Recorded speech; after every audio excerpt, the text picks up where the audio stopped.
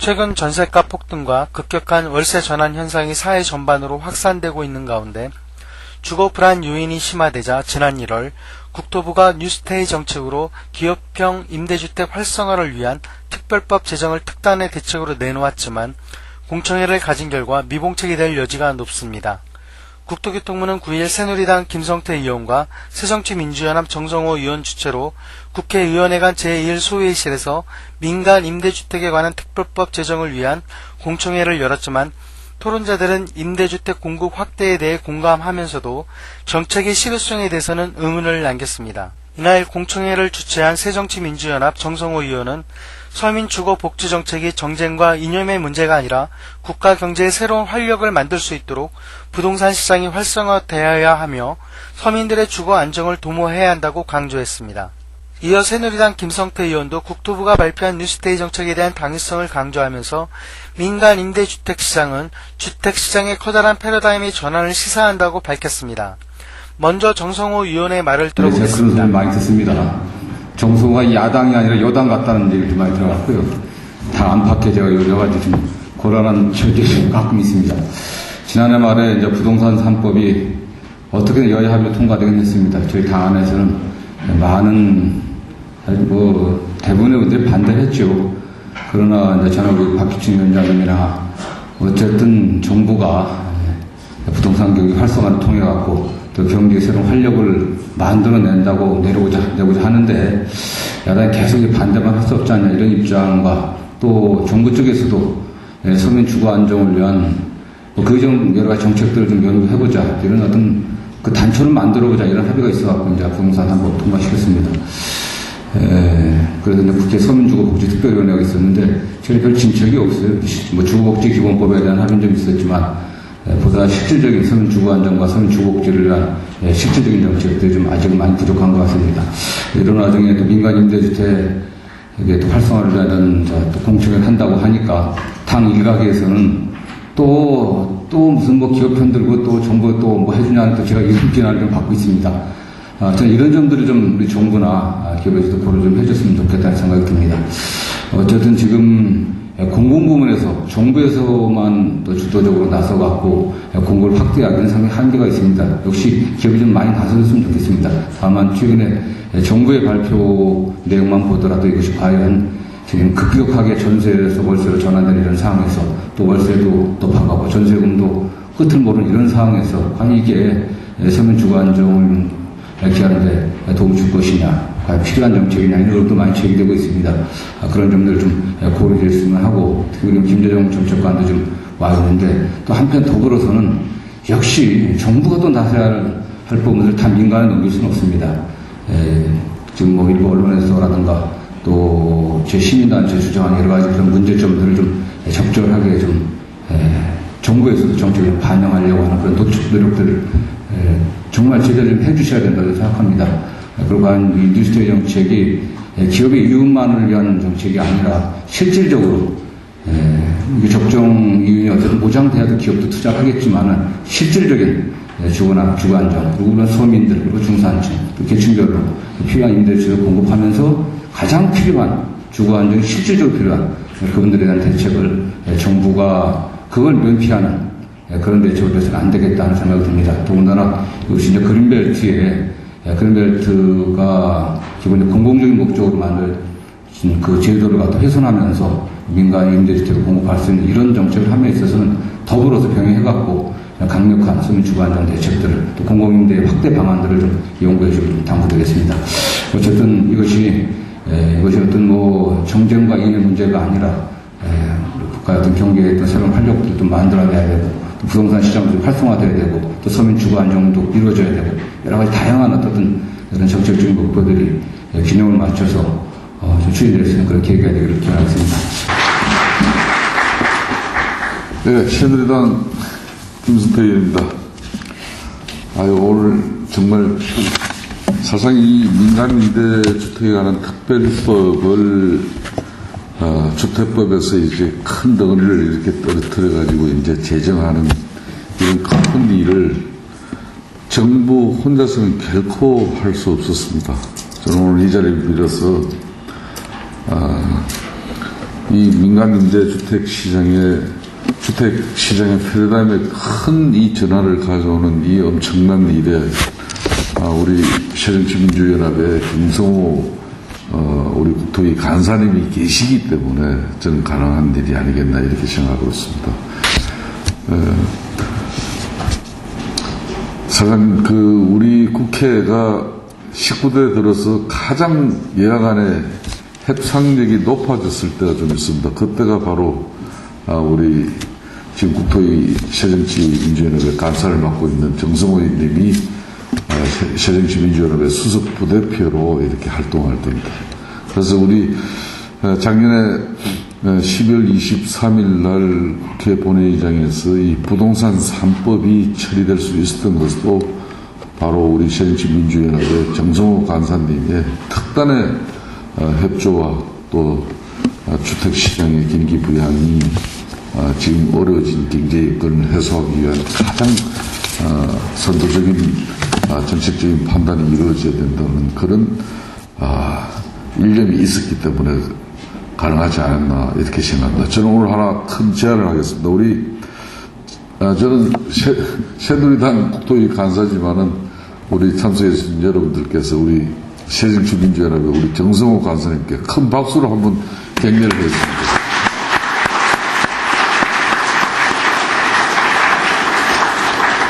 네, 오늘 여러분 다들 바쁘신 가운데도 이렇게 기업형 주택임대 사업의 추진 방향을 모색하는 이런 공청회에 참석해 주신 모든 분들께 다시 한번 깊은 감사의 말씀을 먼저 전해야 됩니다. 요즘 많은 사람들이 이제 내 집 마련의 꿈은 차치하더라도 내 가족이 지낼 집을 구하기도 어려울 정도로 이제 이 전세난에 허덕이고 있지 않습니까? 이런 가운데 국토부와 또 우리 여야 의원님들은 이런 중산층의 고민을 해결하기 위해서 다양한 방안을 검토했고 그에 따라서 오늘 이 자리에서 논의하게 될 기업형 주택사업의 임대사업의 육성 방안, 흔히 말하는 뉴스테이 정책이 발표된 것이죠. 그래서 국토부는 현재 LH가 보유하고 있는 보유택지 1만 호를 기업형 임대주택 용지로 이렇게 활용하고 또 주택기금을 출연해서 저렴한 민간임대를 공급할 그런 계획입니다. 오늘 참석하고 계신 여러 토론자들과 또 발제자 여러분들이 좋은 중지와 지혜를 모아주시면은 이번 사활국회에서 이 민간임대주택에 관한 특별법이 꼭 만들어져서 이 민간임대 주택시장에 큰 활기와 온기를 불어넣는 그런 뜻깊은 오늘 공청회가 되었으면 하는 바람입니다. 이날 공청회는 발제와 토론으로 나누어 진행됐으며 국토연구원 천현숙 본부장이 민간 임대주택 사업 육성을 위한 제도 도입 방안이라는 발제로 임대차 시장의 현황을 진단하고 민간 임대주택 사업 육성의 필요성과 기대 효과를 분석하면서 뉴스데이 정책과 특별법에 관한 주요 먼저 내용들을 임대차 시장의 설명했습니다. 현황과 진단이 되겠습니다. 아래 그래프에서 보듯이 전세 가격 지수가 지속적으로 상승하고 있고 또 전년 동월 대비 상승률을 보면은 주기적으로 상승과 하락을 반복하고 있어서 임대차 시장이 지속적인 불안 양상을 보이고 있다는 것이 가장 큰 문제점으로 지적될 수가 있습니다. 또 아파트의 매매 가격 대비 전세 가격 비율은 2015년 3월 현재 전국이 70.7을 기록하고 있어서 역사적으로 가장 고점에 달해 있습니다. 이로 인해서 전세 보증금에 위반한 리스크도 증가된 그런 상황이 되어 있습니다. 반면에 월세 가격과 전월세 전환율은 하락세를 계속하고 있어서 전월세 시장이 전세 시장과 월세 시장이 다른 양상으로 진행되고 있는 것을 알 수가 있습니다. 다음 이제 문제점으로는 임차 가구의 주거 불안을 가장 큰 문제점으로 지적할 수가 있겠습니다. 임차 가구는 지속적으로 증가하고 있는 반면에 임차 시장의 불안이 지속되면서 많은 임차 가구들이 주거 불안을 느끼고 있습니다. 2011년도 주거 실태 조사를 보시면 새를 살면서 느끼는 불안감 중에 가장 큰 불안감이 개혁 만료 후에 임대료 상승에 대한 불안감을 가장 많이 지적하고 있습니다. 이 수치는 특히 저소득층이 지적하는 수치보다도 중간소득층이 이러한 불안감에 대한 응답이 더 높게 나타나고 있는 것을 알 수가 있습니다. 또 이외에 짧은 임대차 기간이라든가 계약 만료 후에 이사할 주택 마련의 어려움 등에 대한 문제점들을 주거 불안의 요인으로 지적을 하고 있음을 알 수가 있습니다. 그러면 이러한 문제의 원인은 무엇인가를 살펴보도록 하겠습니다. 첫째, 장기간 안정적으로 거주할 수 있는 제도권에 등록되어 있는 임대주택의 부족을 지적할 수가 있겠습니다. 우리나라의 가구에 관한 통계로 가장 신뢰할 수 있는 통계가 센서스이기 때문에 이 그림은 2010년 센서스를 자료를 토대로 만들었는데요. 2010년 센서스상 우리나라의 총 가구 수가 1734만 가구이고 그중에 차가 가구가 795만 가구가 됩니다. 근데 당시에 제도권에 등록되어 있는 임대주택 호수가 모두 140만 호였습니다. 이 수치는 지금은 161만 호로 증가했는데 2010년 가구 기준으로 보면은 이렇습니다. 그래서 비제도권인 민간, 우리가 보통 일반 셋집이라고 부르는 민간 임대주택에 거주하는 가구 수가 655만 가구에 달하고 있습니다. 그래서 이들이 임대차 시장에 대한 정보의 부재 및 관리의 어려움 등으로 이러한 비공식적인 시장에 대해서 정부도 정책적으로 대응하는 데 한계가 있을 수밖에 없는 상황이라고 할 수 있습니다. 특히 그 등록된 임대주택 재고 수를 민간 부분과 공공 부분으로 구분해서 추이를 보면 공공 부분의 임대주택 재고는 2006년 이후에 지속적으로 증가하고 있는 반면에 민간 부분이 등록한 임대주택 재고는 06년도에 84만 호였던 것이 13년도에는 64만 호로 23.8%가 감소하였음을 알 수가 있습니다. 그러니까 우리나라의 등록된 임대주택 재고 시장에 있어서 민간 부분의 역할이 확대되고 있지 않다라는 것을 보여주는 것이라고 하겠습니다. 다음은 임차 가구의 소득 분위가 증가함에 따라서 이들이 임대차 시장에서 구할 수 있는 물량이 얼마나 되는지를 알아보는 지수가 되겠습니다. 영어로는 하우징 어퍼튜니티 인덱스라고 하고 저희는 이것을 임차 가능 물량 지수라고 표현해 봤습니다. 이 소득 계층별로 변동폭이 다르게 나타나는데 보시면 4분위에서 8분위까지는 소득이 증가하더라도 구할 수 있는 임대주택의 재고량의 증가가 많지 않아서 오히려 이 계층의 문제가 더 크다라는 것을 알 수가 있습니다. 그렇다면 민간 임대주택 사업 육성의 이제 필요성과 기대 효과를 살펴보도록 하겠습니다. 임차 가구들이 느끼는 주거 불안 문제에 대한 해소의 전제 조건은 이제 첫째, 마음 편하게 오랫동안 거주할 수 있는 제도권 임대주택의 재고를 확충하는 것이 되겠습니다.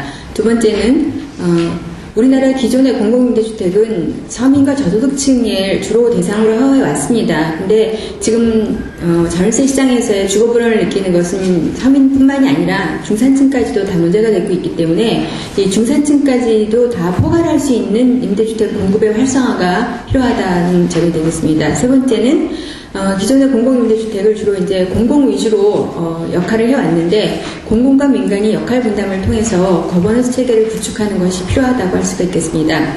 그래서 임차 가구의 주거 불안 문제를 해소하기 위해서는 저소득층과 중산층을 모두 포괄하면서 장기간 안정적으로 거주할 수 있는 제도권 임대주택 재고 확충이 필요하다라고 요약할 수 있겠습니다. 그렇다면 민간 부문의 제도권 임대주택을 어떻게 확충할 수 있는가를 살펴보겠습니다. 장기간 안정적으로 거주할 수 있는 임대주택을 확보하는 가장 기본적인 방법은 공공임대주택 공급을 확대하는 것이 되겠습니다. 그렇지만 우리나라의 공공임대주택은 저소득층 서민층으로 입주 대상이 한정되어 있기 때문에 중산층까지 포괄할 수 있기에는 공공부문의 역량이 한계가 있다고 할 수가 있습니다. 또 공공부문은 저소득층을 대상으로 하는 공공임대주택을 공급하고 있기 때문에 입주 대상자라든가 이런 데에 제한이 있고 우선순위가 있고 또 LH 재정 문제 등으로 인해서 공급 여력에도 한계가 있는 것이 사실입니다. 따라서 이렇게 제도권 임대주택의 포괄 범위를 넓히고 임대주택을 지속적으로 확충하기 위해서는 민간의 역량을 활용할 필요성이 매우 크다고 하겠습니다. 그래서 이렇게 이제 민간이 역할을 하면서 민간 임대주택 재고가 확충되기 위해서는 이것이 하나의 산업으로 자리 잡아야 하고요. 이렇게 됐을 경우에 기대 효과는 주거 안정과 새로운 주거 선택권의 제공이라는 점을 가장 먼저 지적할 수가 있습니다. 일반 생집은 사실 2년 단위로 임대차 계약을 하다 보니 이제 2년 지나고 난 다음에 빈번하게 이사를 해야 하는 이런 문제가 있고, 임대료 상승에 대해서도 그 부담을 고스란히 임차인이 안아야 되는 문제가 있습니다. 그래서 이렇게 오랫동안 거주할 수 있는 민간 임대주택이 시장에 제공이 된다고 한다면 새로운 주거의 선택권과 주거의 안정성이라는 측면에서 기여할 수 있을 것이라 보고, 또 전세 거주자들이 이러한 민간 임대주택으로 주거 이동을 통해서 전세 압력을 분산시키는 효과도 기대할 수가 있습니다. 다음, 임대차 시장 측면에서의 시장의 안정기반 구축이 되겠습니다. 이 장기적으로 거주할 수 있는 임대주택 재고가 확대됨으로써 임대차 시장 차원에서의 안정기반 구축이 가능해지고, 또 이제 보증금 위반한 리스크를 통해서 사회적인 측면에서도 장점이 있을 수 있습니다. 다음 세 번째로는 선진화된 임대차 문화의 정착 유도가 되겠습니다.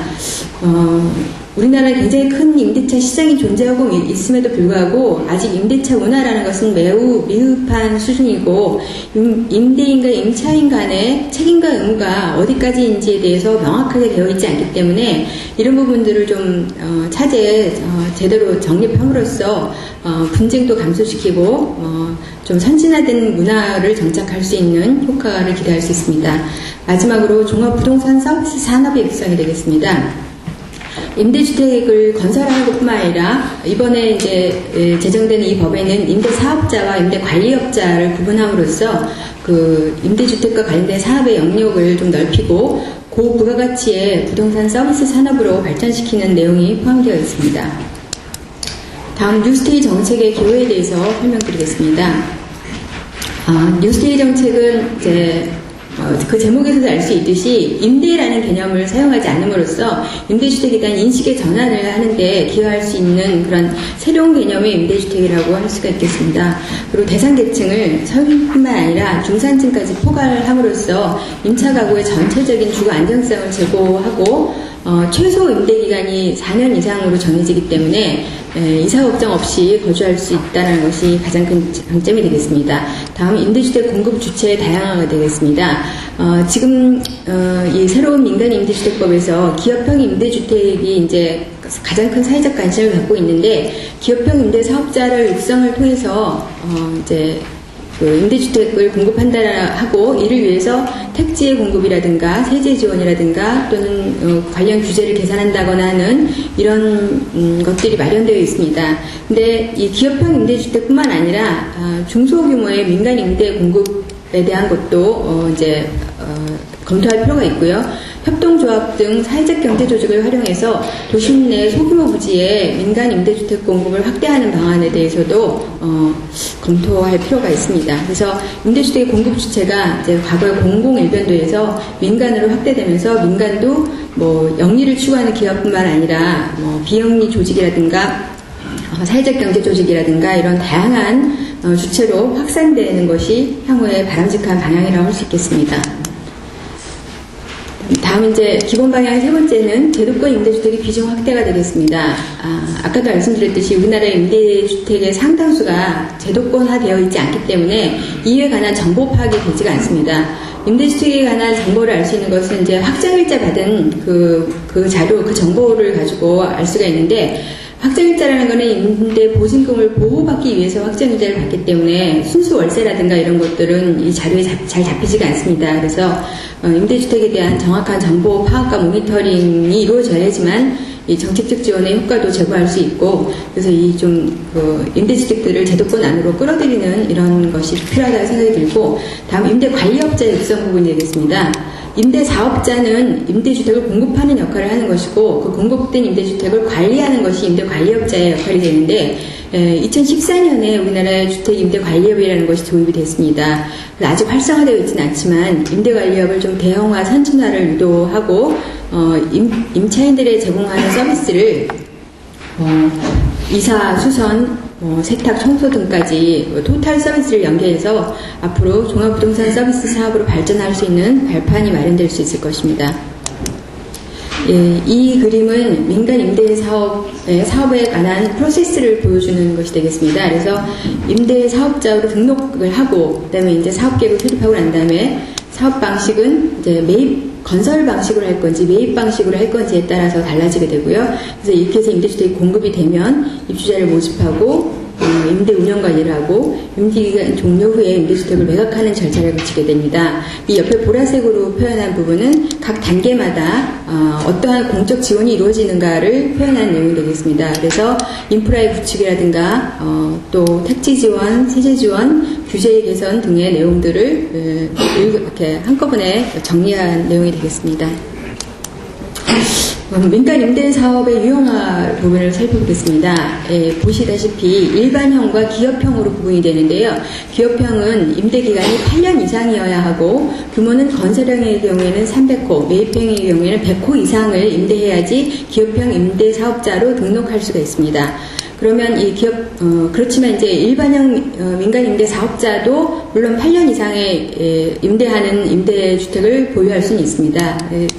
그리고 이제 그 일반형의 경우에는 기존에 있던 준공공임대가 기존에 10년이었던 것이 8년으로 바뀌면서 여기에 일반형 임대 사업자가 보유하는 임대주택 유형에 들어가고요. 그다음에 이제 단기 임대라는 것이 있는데 여기서 말하는 단기 임대는 일반형 임대 사업자가 일반형 임대 사업자로 등록한 임대 사업자가 보유하고 있는 주택의 유형이기 때문에 4년 이상 임대하는 유형을 말합니다. 이렇게 그래서 좀 이 임대주택 유형을 좀 단순화시키는 내용이 되겠습니다. 다음 이제 기업형 임대 사업자 육성 방안인데요. 기업형 임대 사업자는 건설 위탁형, 매입 위탁형, 리치형 이렇게 세 가지로 구분이 됩니다. 그래서 이제 리치형 같은 경우에는 재무적 투자자들이 지원을 통해서 사업을 하게 되고요. 여기에 택지, 기금, 세제 등의 추가 지원이 있게 됩니다. 그리고 이제 임대주택 공급 촉진지구 사업에 대한 시행권을 부여받을 수 있습니다. 그리고 이 기업형 임대사업자 간의 임대사업의 일부에 대해서 조건이 이제 60제곱미터 이하이고 2억 이하인 경우에 대해서 제한적으로 LH가 매입을 확약해주는 것을 검토하고 있습니다. 다음 일반형 임대사업자인데 이제 장기 임대의 경우에는 8년 이상 임대를 유도하고요. 준공공 임대는 면적이 기존에는 85제곱미터까지밖에 안 됐던 것을 면적 제한을 완화해주고 초기 임대료에 대한 규제가 있던 것을 폐지하도록 그렇게 되어 있습니다.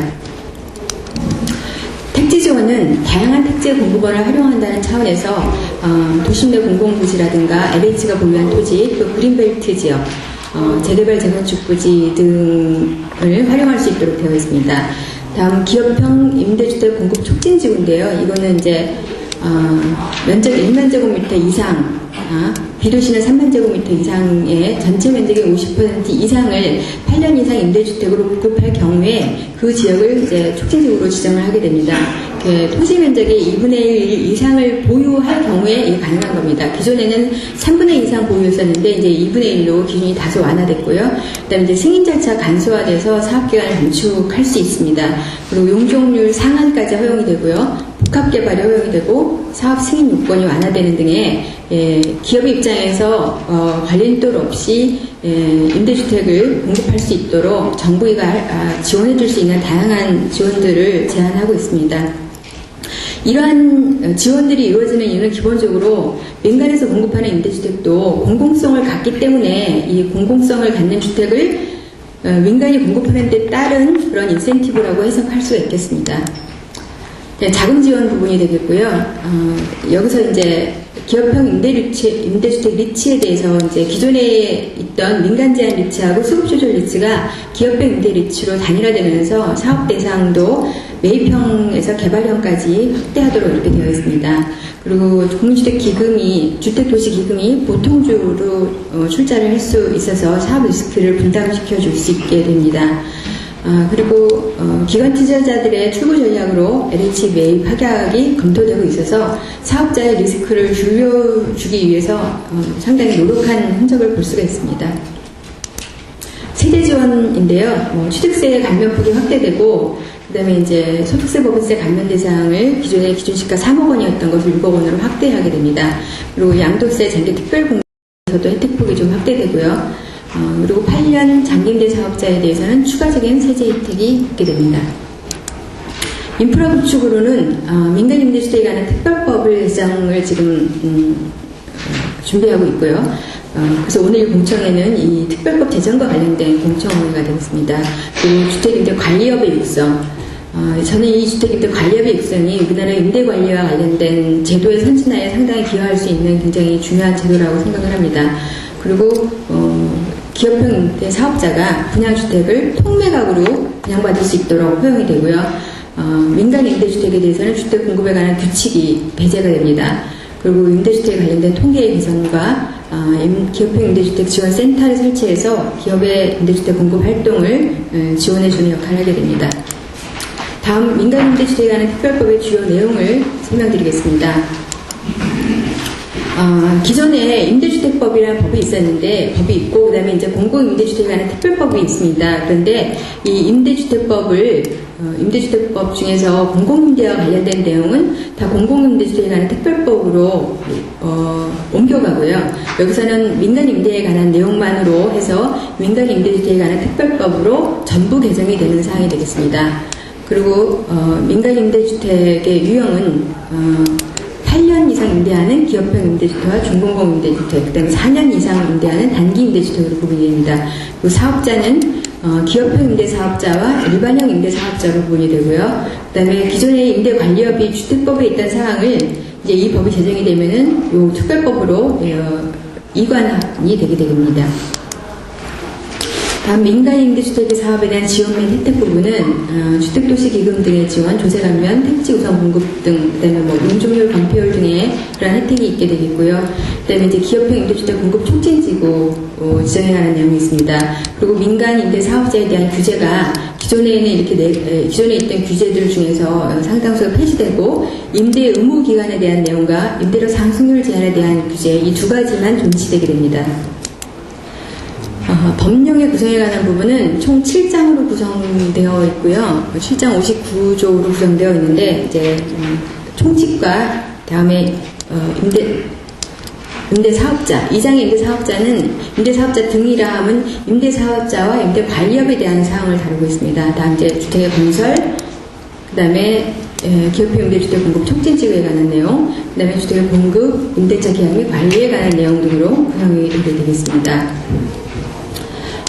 임대주택의 유형은 아까도 설명드렸으니까 이건 생략하도록 하겠습니다. 임대사업자 유형은 기업형 임대사업자와 일반 임대사업자로 구분이 되고요. 그다음에 이제 국가 등의 지원은 이러한 임대주택의 공급을 확대하고 민간 임대주택의 품질을 제고하고 비영리단체의 공급 참여를 유도하고 임대관리를 육성하기 위한 이러한 목적을 위해서 주택도시 기금을 우선적으로 지원하고 조세를 감면하는 내용이 되겠습니다. 임대사업자 등록인데요. 공공주택 사업자는 이 법에서는 이제 공공임대주택은 이 법에 다루지 않기 때문에 공공주택 사업자는 제외가 되는데 이 뒤에 이제 제가 나중에 설명드리겠지만 대지조성과 관련돼서는 이 공공주택 사업자의 역할도 일정 부분 다시 좀 검토할 필요가 있을 거라고 생각이 됩니다. 다음 주택임대 관리업의 등록에 관한 사항, 관리업자 업무 범위, 그다음에 관리업자 중에서 자기관리형으로 주택임대를 관리하고자 하는 자는 반드시 보증상품에 가입해서 임차인을 보호하도록 이렇게 되어 있습니다. 다음 택지 우선 공급에 관한 내용이 있고요. 이제 촉진지구의 지정에 관한 부분이 되겠는데요. 부지 면적이 2분의 1 이상을 기업형 임대주택으로 공급하고자 할 때 기업형 임대주택 공급 촉진지구로 지정이 가능합니다. 제한자는 기업형 임대사업자와 공공기관이 제한을 가능하고 지정권자는 시장군수구청장, 시도지사, 국토교통부 장관까지 가능합니다. 그다음에 이제 이런 그 다음 사항들은 그 절차에 관한 사항이 되겠고요. 그다음에 이제 다른 법률에 따른 인허가 등을 의제함으로써 사업기간을 단축시켜주는 그런 내용들이 있습니다. 그리고 개발제한구역에 관한 특례가 있는데요. 개발제한구역 중에서 해제할 필요가 있는 개발제한구역에 대해서 이제 촉진지구 지정해서 사업이 가능한데 이제 그 이후에 사업이 원활하게 되지 않거나 촉진지구 지정으로부터 해제된 경우 등에는 다시 원래 개발 제한 구역으로 환원하도록 되어 있습니다. 그다음에 이제 소규모 촉진지구에 대해서는 촉진지구 지구 신청을 하면 지구계획 승인과 주택사업계획 승인 또는 건축허가 등을 동시에 신청 가능하도록 함으로써 빠른 사업이 가능하도록 이렇게 하고 있습니다. 그다음에 이제 촉진지구 지정해서 토지 면적의 2분의 1 이상을 소유하고 그리고 토지 소유자 총수의 2분의 1 이상의 동의를 받았을 경우에는 토지 등을 수용 또는 사용할 수 있도록 하고 있습니다. 민간 임대주택의 공급과 관련해서 가장 큰 특징은 임차인의 자격과 선정 기준을 임대사업자가 설정한다는 것입니다. 이건 이제 기본적으로 임대주택의 공공성은 인정을 하지만 이제 이거는 민간이 자율적으로 추진하는 사업이기 때문에 이러한 임대사업자 선정에 대한 제한을 두지 않음으로써 임대인의 선정에 대한 제한을 두지 않음으로써 임대사업자가 다양한 방식으로 사업을 할 수 있도록 그걸 좀 그런 것을 열어놓은 거라고 볼 수가 있고요. 네, 임대료에 있어서도 최초 임대료를 설정할 때 주변 시장의 임대료를 감안해서 임대사업자가 설정할 수 있도록 하고 있습니다. 임대 기간 중에는 양도할 수 없지만 다른 임대사업자에게 양도는 가능하도록 이렇게 하고 있습니다. 그럼 이제 지금 제가 말씀드린 법안 내용은 이미 나와 있는 내용이고요. 그 다음에 이제 여기에 대해서 추가로 검토가 필요한 사항 몇 가지를 말씀드리고 발표를 마무리하도록 하겠습니다. 첫째, 촉진지구는 기업형 임대주택의 면적 기준에 명확화가 되겠습니다. 부지 면적의 2분의 1 이상을 기업형 임대로 공급하는 경우라고 되어 있는데 이때 부지 면적 중에서 무상 공급되는 면적과 유상으로 등록되는 면적이 있을 수 있기 때문에 유상으로 공급되는 면적의 2분의 1 이상으로 이것을 좀 명확화할 필요가 있겠다라는 걸 말씀드릴 수 있겠습니다. 다음은 기업형 임대주택 사업을 촉진지구 조성사업과 주택건설사업으로 구분하는 내용이 되겠습니다. 그래서 이제 사실 대지를 조성하는 사업 자체가 좀 공공성 있는 사업이기 때문에 이 촉진지구 조성 사업에 대해서 공공기관, 지방공사, 공공출자법인 등이 참여할 필요성이 있습니다. 그리고 공공기관이 적극 개입할 경우에 신속한 지구 지정이 가능하기 때문에 기업형 임대주택을 가시적으로 공급하는 데 기여할 수 있는 그런 면이 있다고 보여집니다. 다음에 그래서 이렇게 해서 이제 대지조성 사업과 주택건설 사업으로 구분하게 되면은 조성된 대지를 이제 공급할 때 그거에 대한 가격에 대한 규정을 만들 필요가 있기 때문에 공급 촉진지구의 택지의 가격에 관한 규정을 신설할 필요가 있다는 점을 추가로 검토할 필요가 있을 것 같습니다. 이어진 토론에서는 학계 법률 전문가 주택건설업체 국토부 관계자들이 패널로 참석해 열띤 토론을 이어갔습니다. 이날 토론의 자장은 서민주택금융재단 이정식 이사장이 맡고 법무법인 도담 김남주 변호사, 국토교통부 김재정 주택정책관, 서울시립대 오동훈 교수, 하나건설 이창열 상무, 국회 입법조사처 장경석 조사관, 한국도시연구소 최은영 연구위원이 토론자로 각계의 의견을 제시했습니다. 토론의 내용을 영상으로 담았습니다. 서민과 중산층의 주관자를 도모하고 주거선택권을 제공함으로써 임대차 시장 안정 기반을 구축하기 위해서 일반 뉴스테이라고 하는 좋은 브랜드가 등장하겠습니다. 뉴스테이 정책을 도입하기 위한 특별법 제정을 공정의 핵심이 아닌가 이렇게 생각이 들고요. 기업형 인간 임대주택은 뭔가 이제 키워드가 등장하는데 가만히 생각해보면 SOC 인자 유치와 내용 같지 않은 그런 개념일 수도 있겠다라고 하는 생각을 해봤습니다. 아무튼 오늘 이 민간주택 특별법에 관한 공정의 여러분들 많은 좋은 의견과 논의사항을 주셔서 이 특별법이 온전히 마무리되어질 수 있도록 협조해 주시면 저는 좋겠습니다. 반갑습니다. 서울시립대가 있습니다.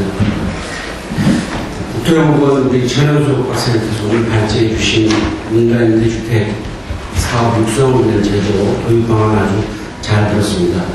관련 제도를 위해 제한된 민간임대주택 특별법은 제가 보기에 아주 시기적절하다 이렇게 판단됩니다.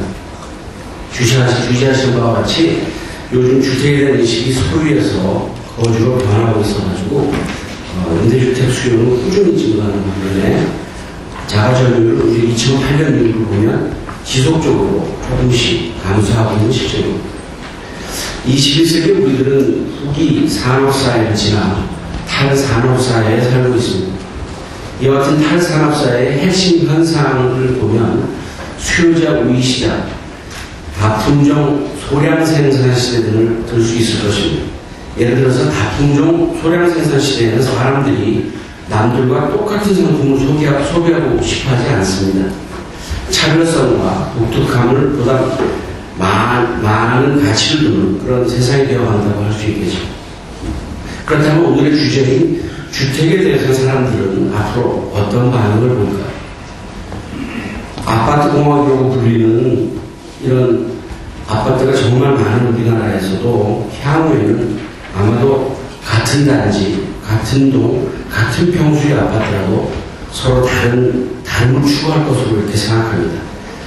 다시 말씀드려 자가 거주용 분양 아파트 분양 시에 각 유닛별로 모두 다른 평면과 다른 인테리어 등을 요구하는 시대가 머지않아 올 것으로 봅니다. 이를 개별 중용 아파트라고나 명명할까요? 이는 마치 우리들이 길을 지나가다가 같은 옷을 입은 사람을 만나면 좀 당혹하기도 하고 마음이 그다지 즐겁지 않은 그런 현상에 대한 하나의 반대국부라 이렇게 보면 될 것 같습니다. 그런데 그동안 우리들은 주택에 대해서는 이런 옷과는 달리 왜 그리 민감하지 않았었을까요? 제 생각입니다만 우리들은 그동안 그리 잘 살지 못했었죠. 보통 사람들에게 평생 최고의 투자할 수밖에 없는 값비싼 주택에 그런 호사를 누릴 생각은 못했다는 거죠. 그저 얼마간 주택 보유를 하고 나면 양도 차익이 발생하고 그래서 자산 증식이 되니 주택을 주택으로 보지 않고 그저 투자재로만 보는 학습 효과 같은 경향이 더 컸었다는 겁니다. 그러니 바보가 아닌 이상 자산이 조금 있고 소득의 여유가 조금만 있으면 굳이 임대주택에 살 이유가 없었던 거죠. 하지만 앞으로는 비록 주택 가격이 지역적으로는 많이 상승하는 적이 나타날 수 있겠으나 과거와 같이 전국이 천편일률적으로 경제 성장률보다 훨씬 크게 주택 가격이 오르는 그리고 자가주택 거주만을 고집하는 그런 세상은 다시 오지 않을 것 같습니다.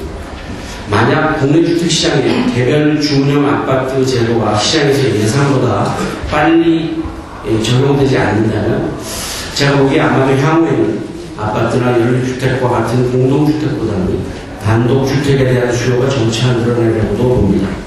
그동안 우리나라 아파트 재고를 분양 면적별로 통계를 해서 막대기 그래프를 그려본다면 분명히 60회배, 85회배, 100회배, 135회배 여기에 주변에만 긴 막대들이 있고 나머지 그 사이 각 구간에는 아주 막대가 아주 작거나 거의 없을 겁니다.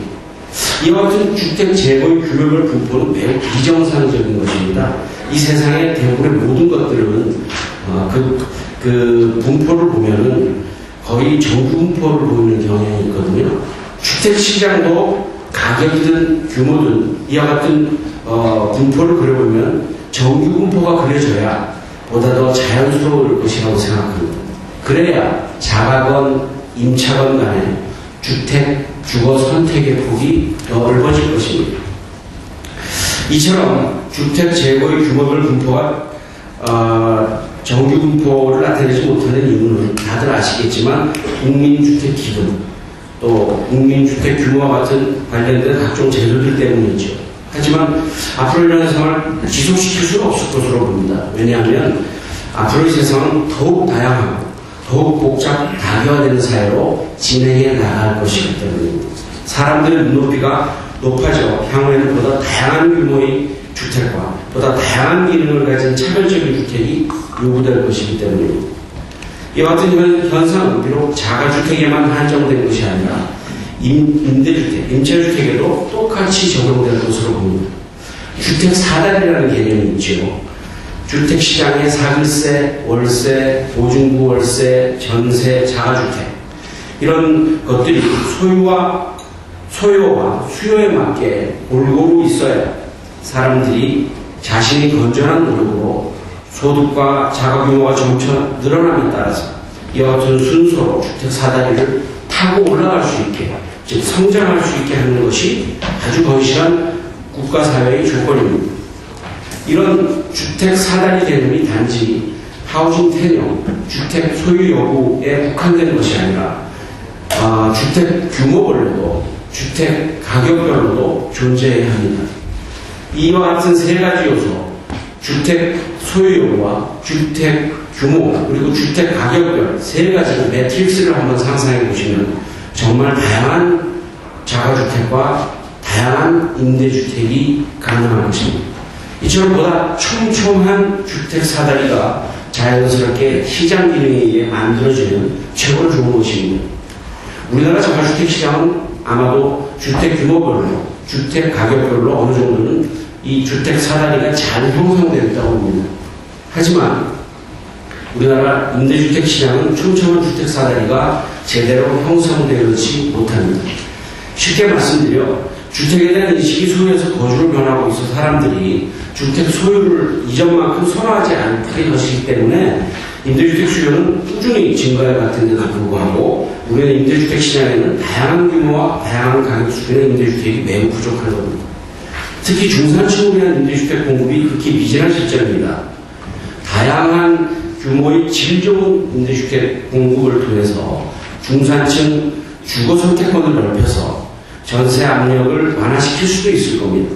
아마도 고액 전세에 거주하는 중산층들을 오늘 언급된 보증부 월세 형태의 기업형 임대주택으로 이동시켜서 전세 수요 감소를 유도하면 좋을 것 같습니다. 천 박사님 발표 내용과 같이 우리나라는 제도 틀 안에 들어와 있는 임대주택이 아주 적습니다.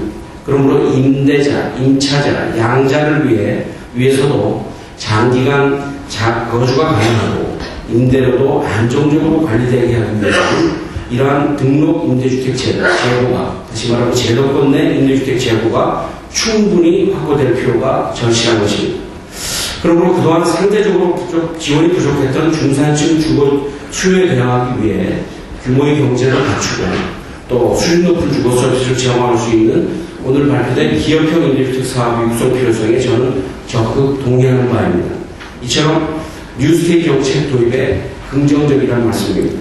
그동안 국내 주택 건설 시장에서는 보다 익숙한 분양 위주의 주택 건설 사업 구조만 존재해 왔습니다. 앞으로는 이러한 식만의 사업 구조가 지속되기는 매우 힘들 것으로 보입니다. 제가 기업형 임대주택 도입의 긍정적인 또 다른 이유는 선진국처럼 국내 건설업을 단순 시공에서 계획, 시공, 관리 모든 단계를 포괄하는 고부가치 산업으로 전환시켜서 국내 내수시장 활성화에 기여하도록 해야만 한다는 필연성 때문입니다. 또한 건전한 제도권 내 월세 시장 형성을 통해서 집주인과 갈등 없이 시설을 보수하고 보증금 미반환 리스크도 줄여줌으로써 보다 선준화된 주택 임대차 문화 정책도 유도해 나갈 필요가 절실하기 때문이기도 합니다. 한간의 의견 중에는 중견 건설사와 대기업 건설사들에게 토지를 저가로 공급해서 중산층 고급 임대주택 사업을 조장할 것이므로 이것은 특혜이고 비정상적이라는 주장이 있다고 들었습니다.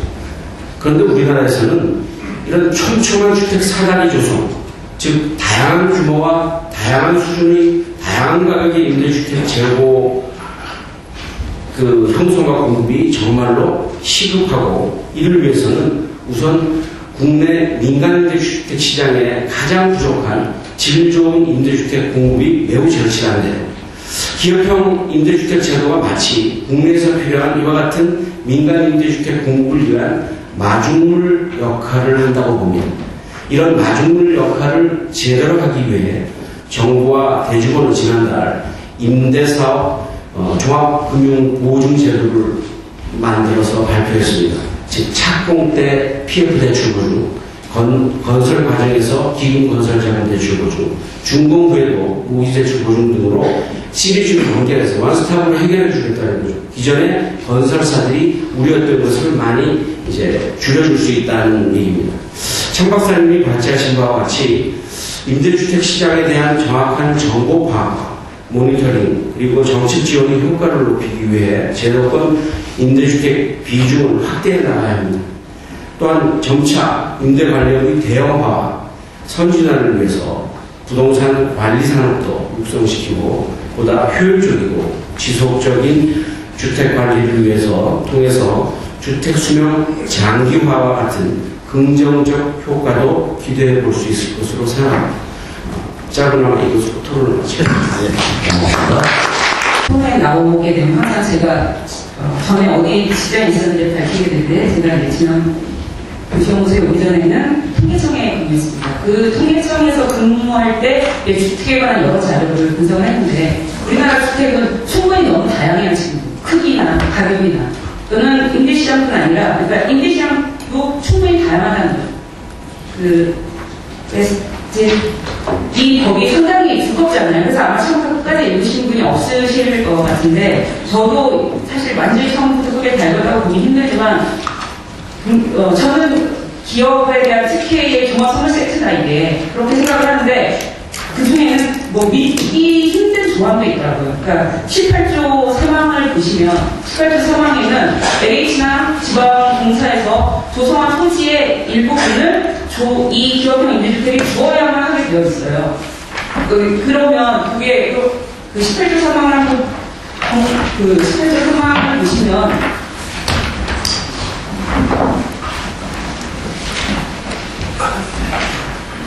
제가 어제 이제 다른 자리에서 이걸 얘기했더니 어떻게 그런 게 가능하냐고 그럴 정도로 예를 들면 이제 가장 대표적인 예로 그렇다는 거죠. 택지의 우선 공급을 기업에 하는데 상황에 보시면 일정 비율 이상을 임대사업자에게 공급하여야 한다. 할 수 있다가 아니고 이렇게 되면 그럼 기업이 토지를 살 기업이 없으면 이건 어떻게 되는 게 있다는 거예요. 이런 조항이 가능한 건 비영리 민간 기업에는 이런 것들이 외국에서 가능하죠. 근데 영리 목적의 민간 기업에게 이런 특혜를 주는 거는 저는 처음 들어봤고요. 그리고 지금 우리나라 주택시장의 문제가 임대주택이 부족해서 생기는 문제가 아니잖아요. 가장 심각한 문제는 주거비의 과부담 문제라는 거죠. 우리나라 소득 1분위 가구의 RIR이 50이에요. 그러니까 100만 원 벌어서 50만 원을 주거비로 사용하는 그런 상황이거든요. 이 심각한 문제를 앞두고 중산층에 대한 이런 과도한 특혜를 하면서 이제 가장 큰 문제는 이렇게 공적 자금이 수여될 때는 공공의 이익이 있어야 되는 것이고 그 가장 대표적인 건 사실 임대료 제한이거든요. 임대료 제한이 전혀 없는 이런 정책에 어떤 공공성이 있어서 여기에 이제 정부가 이런 많은 것들을 제공해야 되는지 저는 동의가 되지 않고 이런 부분은 한다고 하더라도 임대료 제한은 반드시 있어야 될 것이에요. 행복주택이 지금 시세의 80%로 서울에서 공급되는 주택이 40제곱미터짜리가 얼마인지 아십니까? 40제곱미터는 굉장히 작은 아파트인데 시세 대비 80%가 1억 4천만 원이고 그러면 그게 이제 반전세로 전환해서 거의 6천만 원에 40만 원이거든요. 40제곱미터짜리가. 그렇다면 기업형 임대주택에 의해서 제공되는 주택의 임대 가격이 얼마일지 이제 상상을 할 수가 있는 거죠. 40제곱미터보다 클 것이고 그 다음에 그건 시세의 80%도 그렇게 비싼데 이렇게 임대료에 대한 제한이 전혀 없는 이제 국토부에서 내놓은 자료를 보면 프랑스도 이런 걸 한다는데 찾아보면 디플러법은 임대료 제한을 하고 있어요. 시세보다 20% 미만이어야 그러니까 정부가 공적자금이나 어떤 특혜를 줄 때는 공공의 이익이 있어야 되는데 임대주택을 공급하는 것만으로 이게 되냐 이거죠. 그래서 그 부분에 관해서 정부는 굉장히 깊이 좀 고민해 주셨으면 하고요. 지금 가장 문제는 과부담의 문제인데 이거 주택 비용의 과부담 문제를 어떻게 할 것이냐. 근데 이건 전혀 지금 그런 부분에 대한 고민이 없는 거잖아요. 기업인 임대주택에 관해서는. 그러니까 실제 임대료 규제를 전혀 안 하고 이제 상승률만 좀 제한하겠다는 건데, 근데 애가 좀 높이 설정되면 그게 주거비 과부담 문제를 전혀 해결할 수 없는 것이죠. 그런 문제가 있고, 그리고 공공임대주택이 LH 부채 문제로 이제 최근에 공급이 많이 되지 않는 상황입니다. 그런데 사실 공공임대주택이라는 주거복지 측면에서 접근은 재정 치료가 많이 되어야 되는데 그동안 이상한 상황으로 LH나 SH 부채를 통해서 공공임대주택을 늘렸던 것이거든요. 그래서 임대주택 호수 자체는 12만 않는다고 말씀하시지만 내용을 자세히 뜯어보면 영구적으로 공공임대주택으로 남아있는 국민임대주택이 급격하게 감소하고 있어요. 그러니까 전세임대와 같이 그 민간시장의 전세 자금만 빌려주는 것이잖아요. 그런 것까지 다 포함해서 늘리고 있는 것이지 실제 국민임대주택 같은 경우에는 LHR로 보면 2007년에 한 8만 원 정도 사업 승인했던 걸 지금 4분의 1 정도 2만 원 정도 사업 승인하고 있거든요. 그러면 이건 LH 부채 문제로 그냥 LH 부채가 심하니까 공공임대주택 공부 안 해야 되는 그런 논리로 하면 안 되고 정부가 재정 투입을 더 해야 되는 그런 상황인데 그런 고민들을 지금 정말 서민들은 너무 힘든 상황인데 저는 정부가 너무 타깃을 다른 곳에 맞추고 있다 이런 생각을 하고요. 그리고 그 지원이라고 하더라도 이건 좀 너무 과도하다라는 생각을 하고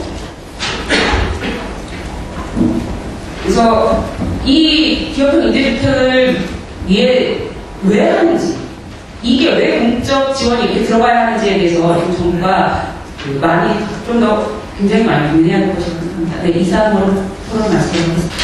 예, 저는 그 민간 기업 입장에서 일상 정부 정책에 대한 다른 그 특별법 제정에 대한 의견을 말씀드리고자 합니다. 그 기업 입장에서 지난 1월 13일 정부에서 발표한 기업형 임대사업 활성화 방안에 대해서 기대를 많이 하고 있습니다. 한편으로는 정부의 그 정책 추진 경과에 대한 추이를 지켜보는 입장이죠. 대부분의 기업들이 정부에서 추진하고 있는 민간 임대주택 정책에 대해서 관심은 많습니다. 하지만 현재까지 일부 업체를 제외하고는 다들 관망을 하고 있는 상태이며 내부적으로 조금 준비만 하고 있는 그런 상황입니다. 민간 기업 입장에서 민간 임대주택 시장을 활성화하기 위해서는 민간 기업이 자발적으로 참여할 수 있는 동기부여가 되어야 된다고 생각을 합니다. 아무리 좋은 정책이라도 민간 기업이 특정 수준의 이윤이 생기지 않으면 참여를 할 생각을 하지 않고 있습니다.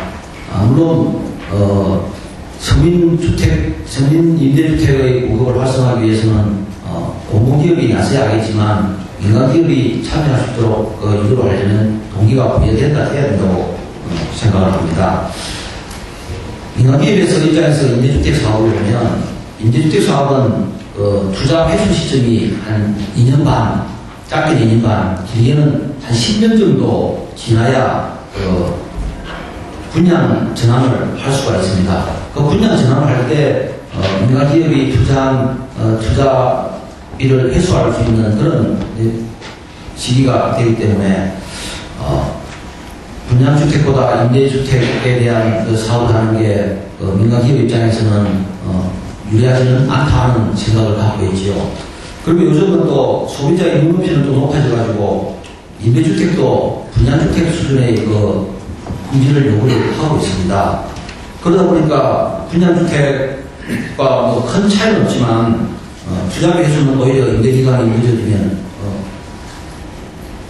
임대기간은 더 늦어지니까 분양사업을 가지고 임대사업을 할 필요성을 못 느끼고 있는 그런 현실입니다. 그런 의미에서 이번 1.3 정부 정책에 따른 특별법 제정은 기업으로 하여금 임대주택에 관심을 갖게 하는 커다란 전환점이 되고 있다고 생각을 합니다. 민간 임대주택 공급 확대를 하기 위해서는 수익성을 개선할 수 있는 제도적 지원이 필요하다고 생각을 해왔습니다. 업계에서는 택지 공급 가격이나 금융체제 지원, 규제 완화 등을 민간 임대주택 공급 확대를 위한 선결 조건이라고 분명히 이야기를 해왔었습니다. 이 중에 특히 중요한 것은 임대료 산정에 큰 역할을 하고, 결정적인 역할을 하고 있는 택지비입니다. 택지비는 임대 수요가 높은 수도권일수록 택지비가 더 높습니다. 저렴한 임대주택 공급이 시급한 지역일수록 임대주택 공급은 더 어려워지고 임대 보증하고 임대료는 더 높아져가지고 임차인이 부담하는 부담이 더 가중되는 그런 역설적인 상황이 발생되고 있는 상황이죠. 이번 특별법 내용에 담겨있는 민간 임대주택 건설의 그 택지의 우선 공급이라든가 주택 도시기금 등의 지원 등은 임대료를 낮추는 그런 효과도 있고 민간의 임대주택 것을 참여를 유도하는 그런 방안이라고 생각이 됩니다. 특히 기업형 임대주택 공급 촉진지구 도입은 파급 효과가 할 것으로 생각을 하고 있습니다. 중요한 것은 민간의 기업형 임대사업이 활성화되려면 이러한 지원이 조속히 이루어져야 된다고 생각을 하고 지금까지 감화하고 있는 기업들이 스스로 민간 임대주택 사업에 적극적으로 참여할 수 있는 계기가 되도록 하는 것이 중요하다고 생각을 합니다. 법규에서는 법령 시행이 올해는 될까, 내년에는 될까 이렇게 우려하는 그런 시각도 있습니다. 그래서 이런 법 제정이 빨리 제정이 되었으면 하는 것을 요청을 드리는 바입니다. 추가로 민간의 임대주택 사업의 참여를 이끌어내기 위해서는 기업에서 참 민감한 부분인 부채 비율에 이슈가 되고 있는 임대사업을 위해서 설립하는 SPC에 대한 연결 전제표 적용 여부에 대한 그런 명확한 기준이 마련되어야 된다고 생각을 하고 있습니다. 그리고 또 만약에 이제 임대를 8년 동안 임대를 하고 나서 또 8년이나 10년이나 더 임대를 연장을 한다고 했을 경우에 그에 따른 소득세나 법인세 이런 세 공제 같은 것도 필요하지 않나 생각을 하고 있고요. 임차인의 임대료 부담을 감소시킬 수 있는 큰 결정적인 요소인 토지비, 이 토지비의 토지비를 낮추는 방법을 보면 임대주택 용지 공급을 하는 가격이 지금 현재 공급하고 있는 가격보다 앞으로 조금 더 낮춰주는 방안도 생각을 해야 되지 않냐 그렇게 생각을 하고 있습니다. 이상입니다. 여야 도 간사께서 주관하셔서 되게 기대가 크신 것 같고 그리고 좀 아주 희망찬 토론회로 아마 준비하신 것 같은데 저는 좀 이렇게 쫓치는 소리를 좀 하러 왔습니다. 쫓기신 것 같아요. 네, 저를 좀 치겠습니다. 해보세요. 네, 좀 오늘 발표 자료하고 그다음에 국토부가 지난번에 내놨던 것들 좀 보니까 수능 세대는 아니신가 보다.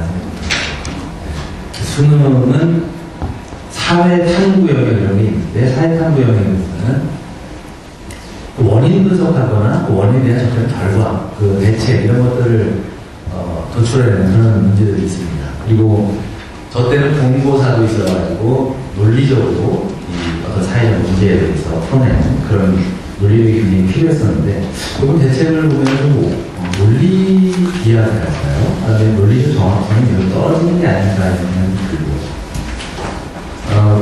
왜 이런 말씀 드리냐면 원인 분석이 제대로 안 되면 대책도 사실 틀리는 거지 않습니까?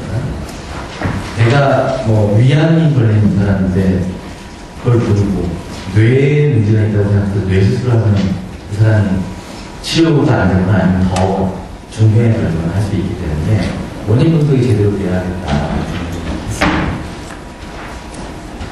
그간에 사실 원인 분석을 제대로 못했던 점이 좀 많이 있었던 것 같아요. 전월세 문제가 2010년도부터 지금까지 반 10년간 계속되어 왔는데 정부는 그때마다 여러 번의 고민을 하시면서 대책을 내놨지만 사실 전월세 문제가 5년간 꺼지지가 않고 있습니다. 그거는 원인 진단을 잘못했기 때문에 계속 이 불이 꺼지지 않고 있는 게 아닙니다.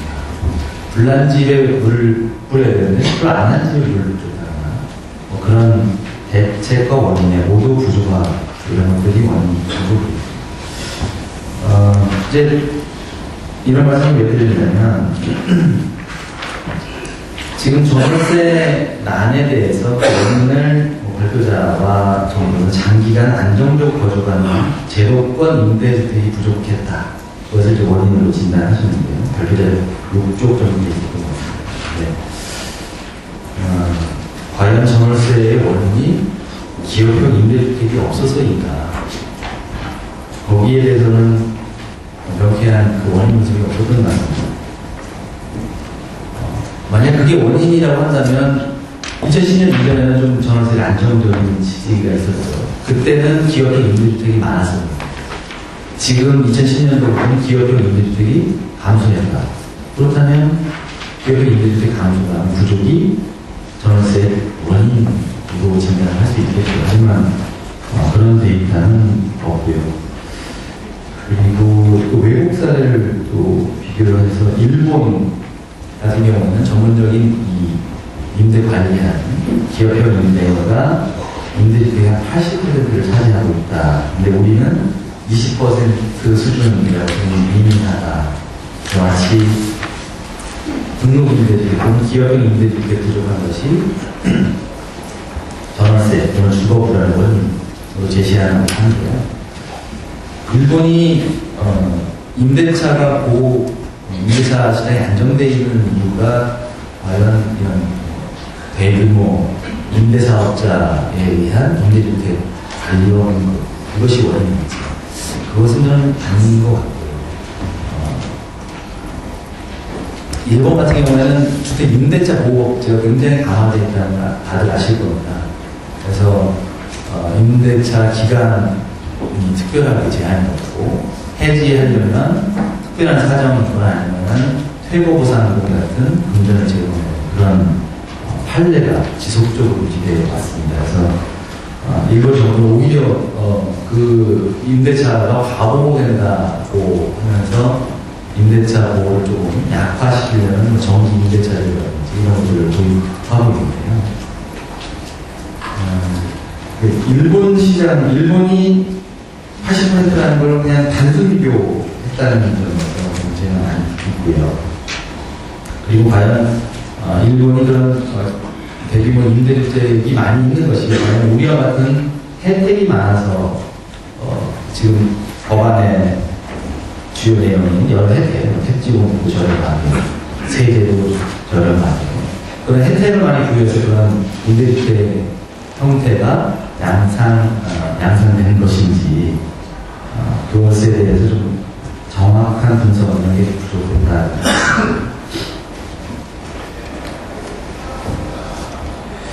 그리고 사실 저는 지금 이 기업형 임대주택의 공급에 대해서 고민할 수 있을 것 같은데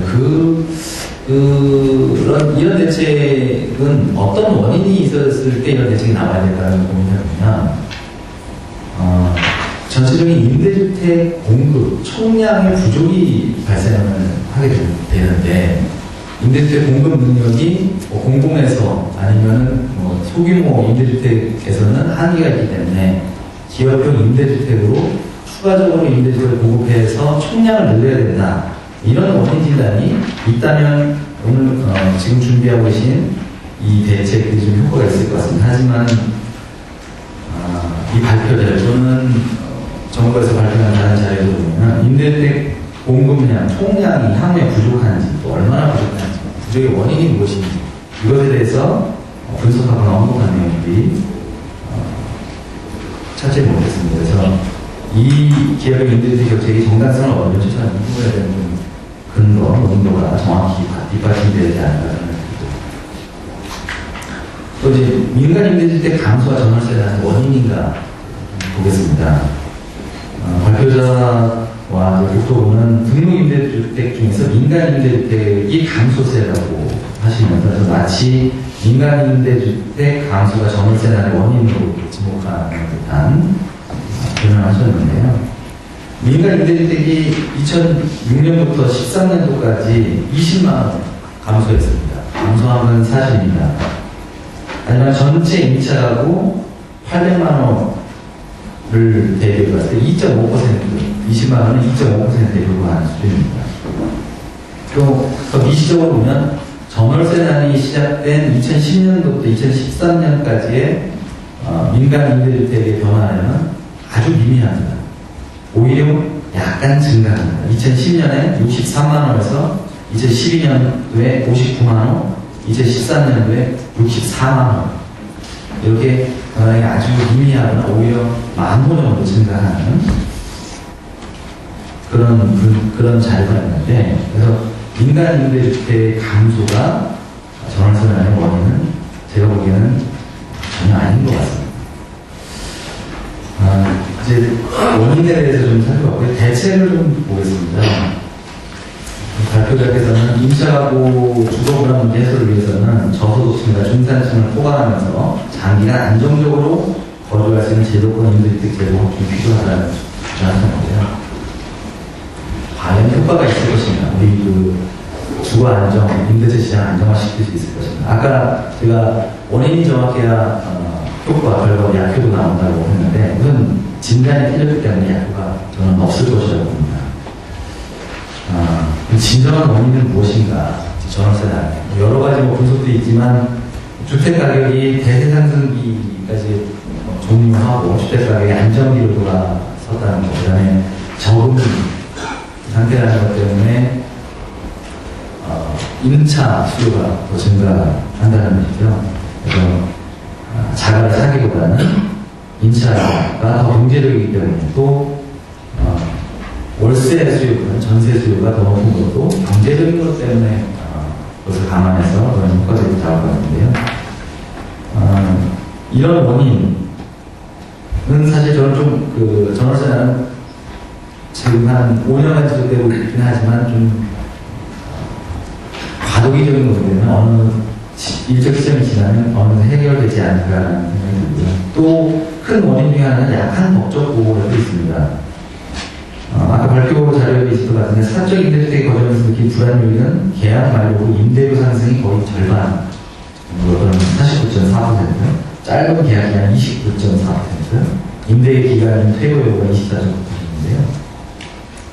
계약 만료 후 임대료 상승은 그냥 신청권이 없기 때문에 임대료 상승시켜도 아무런 대안 못하고 나갈래?